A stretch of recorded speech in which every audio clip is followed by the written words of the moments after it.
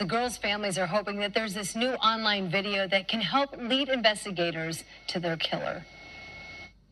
The real video of the suspected killer walking toward Libby and Abby, transformed by three-dimensional augmented reality technology, gives a lifelike look to the nearly 4-year-old crime. Libby's older sister, Kelsey, calls it intense. It began like any ordinary day. Bright sky, cool breeze, and the kind of February air that feels more like the promise of spring than the weight of winter. Delphi, Indiana, was quiet that Monday morning.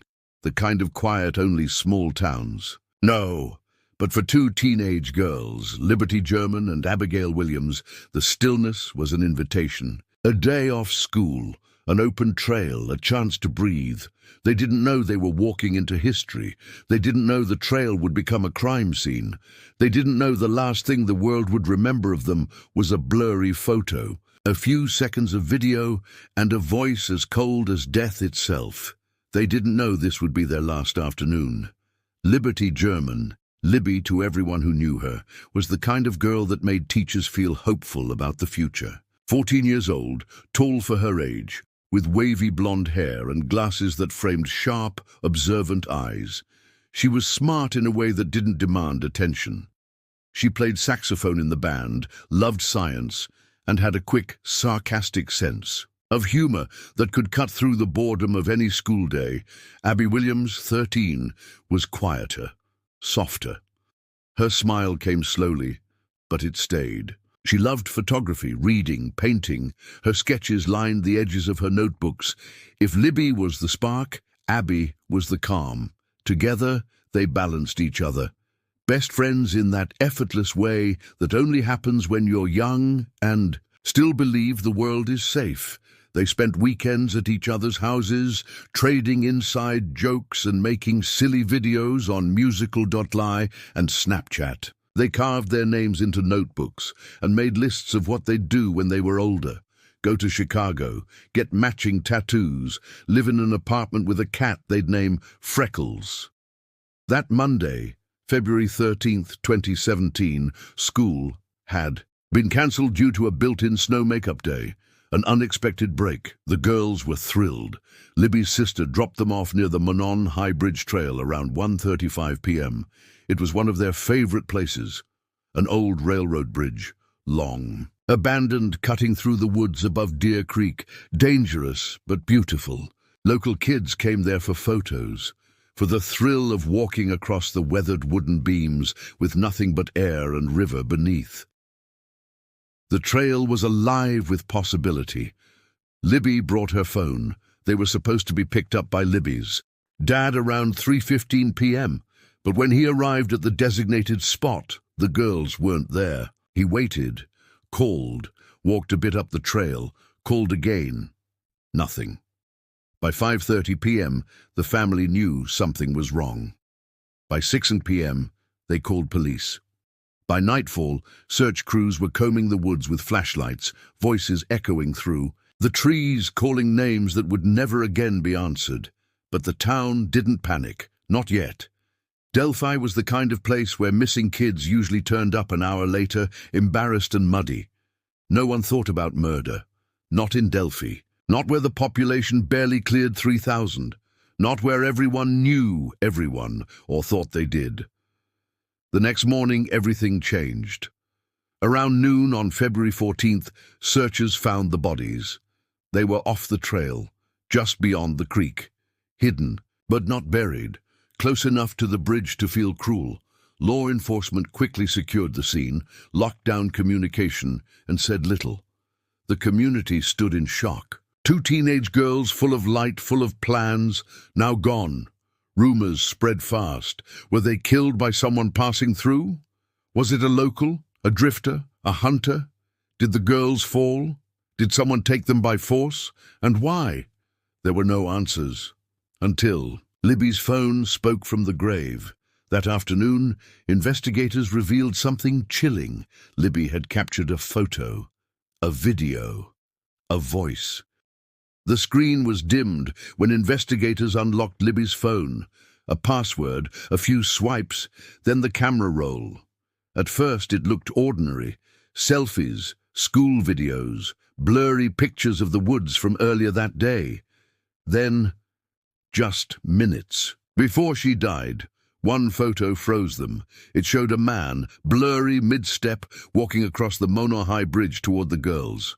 Blue jeans, navy jacket, hood up, hands in pockets. His head slightly bowed. You could barely make out his face, but something about his posture, tight, purposeful, didn't feel right. Libby had turned around, taken the picture, then moments later switched to video. She was recording him, and in the short clip recovered. From her phone, a voice could be heard, low, calm, unbothered. "Guys, down the hill." That was all he said, but it was enough. Police didn't release the video, not at first, just a still frame and that 3-second audio, but it chilled the country. That voice, ordinary yet ominous, played on national news, YouTube replays, true crime podcasts. It echoed through living rooms and nightmares. He sounded calm, confident, not rushed, as if he'd done this before, as if he knew exactly what was about to happen. Authorities held back most of the details. The cause of death was never publicly released. The nature of the crime scene remained sealed. But one thing was clear. This wasn't random. The killer didn't panic.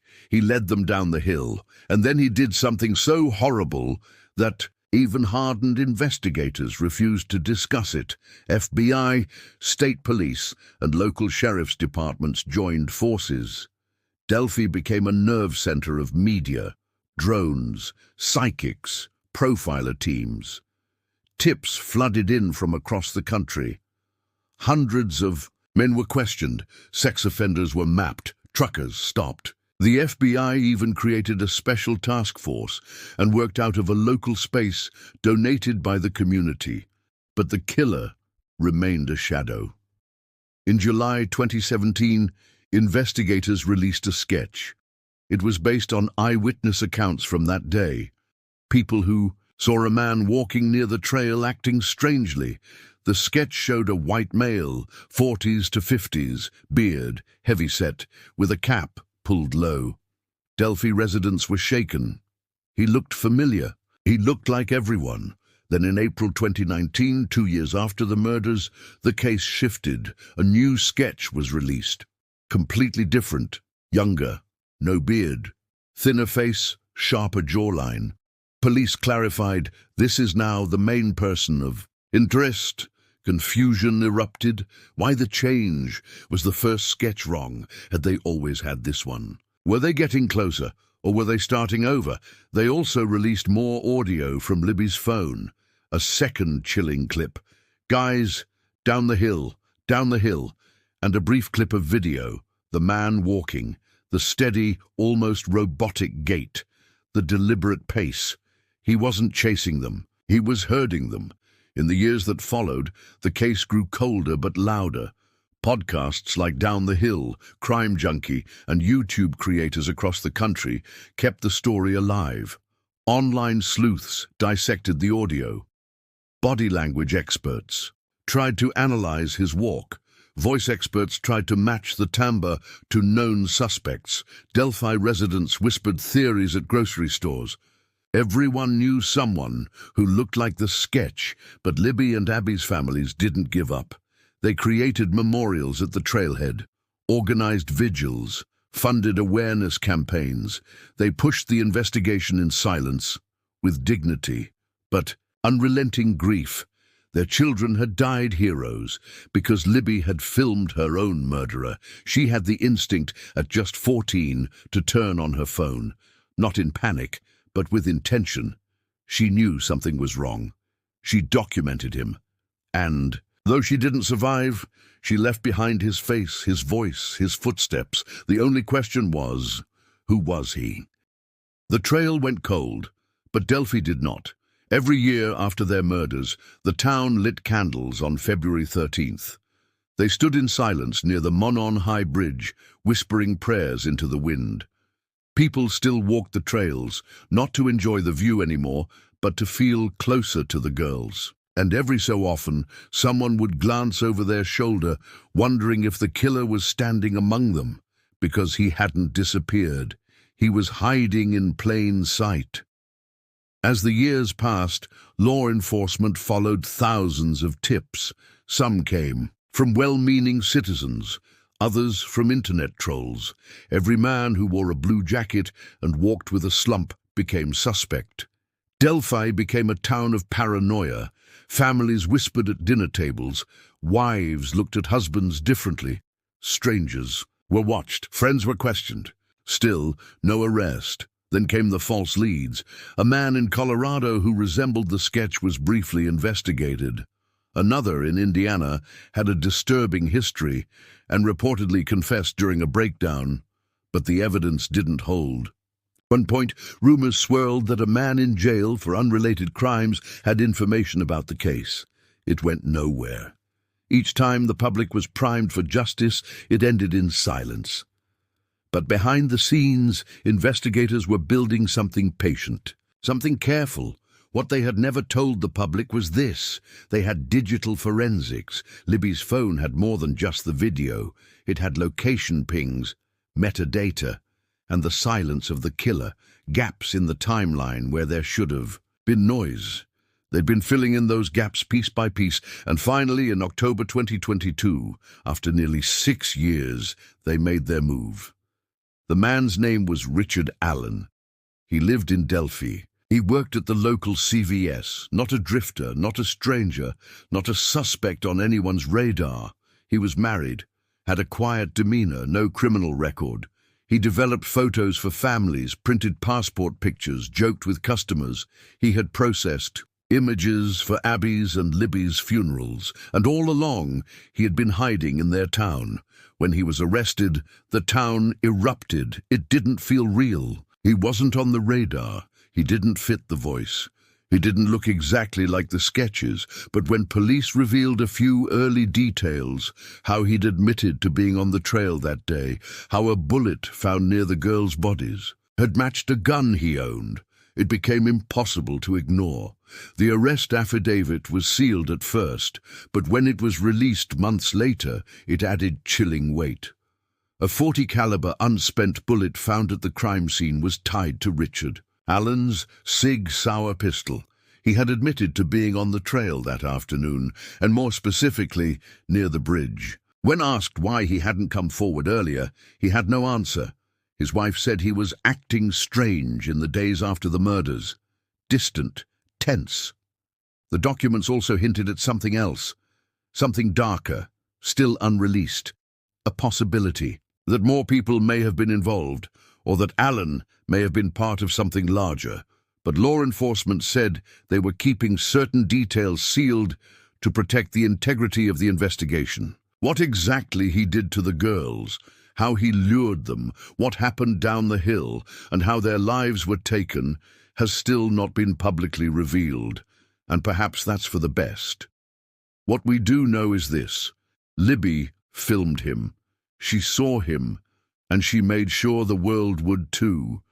The courthouse in Carroll County had never seen anything like it. The day Richard Allen appeared for arraignment, reporters lined the sidewalks with windshields frosted over and breath visible in the air. Satellite vans jammed the parking lot. Camera flashes burst through the grey morning fog. Delphi, a town that barely registered on most maps, had become the epicenter of America's true crime obsession. Inside, Richard Allen sat in an orange jumpsuit, wrists bound.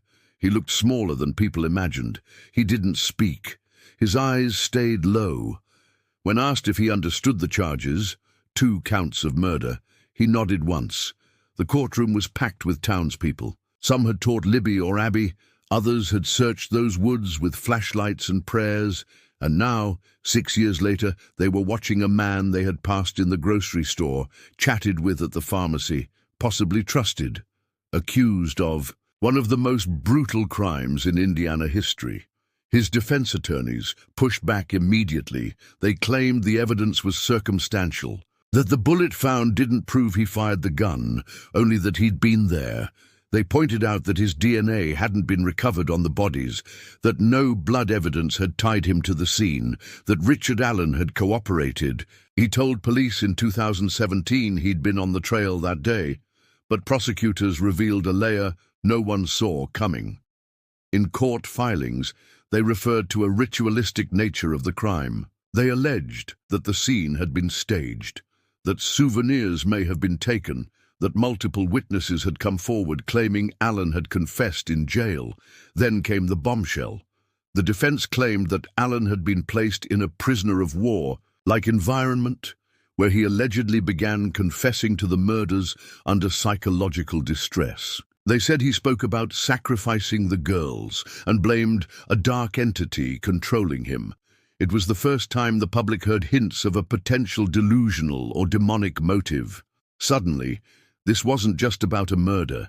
It was about a mind slipping into darkness, or pretending to. Allen's attorneys argued he was mentally ill, that his jail conditions had broken him, that the confessions were unreliable. But prosecutors countered, no one breaks and just imagines the crime scene in such detail. As of now, the trial is still pending. Legal maneuvering continues, delays mount, sealed documents remain locked. But what remains unchanged is the echo that started it all. That voice, captured by Libby, preserved in static forever. Guys, down the hill, Libby's and Abby's families never stopped fighting. They set up scholarships, built a memorial park near the trailhead, organized art festivals in Abby's name, sponsored science programs in Libby's. They turned grief into movement, refused to let their daughters be remembered only as victims. Instead, they would be heroes. Two young girls whose final act was an attempt to expose evil. Libby didn't just document her world, she documented her killer. She left behind the blueprint of his arrest. She bought time with her bravery. What she couldn't know, what she never lived to see, was that it would take 6 years, thousands of hours, and a storm of grief before her footage finally led to the knock on his door. And even now, questions remain. Was Richard Allen alone? Was there someone helping him cover his tracks? Why Delphi? Why them? Why then? Some believe he knew the girls. Some believe he planned it for months. Some believe he never meant to leave them alive. But what no one can deny is this: they trusted the trail. They walked it in daylight. They laughed, filmed, smiled. And somewhere between the last beam of the Monon High Bridge and the forest floor below, they met a man whose evil was patient, silent, and dressed in normal clothes. Their story is now told in classrooms, podcasts, YouTube specials, and quiet dinners where mothers tell daughters, if something feels wrong, do film it, because of Libby, because of Abby. Because sometimes bravery is blurry and afraid and only lasts a few seconds. But it's enough.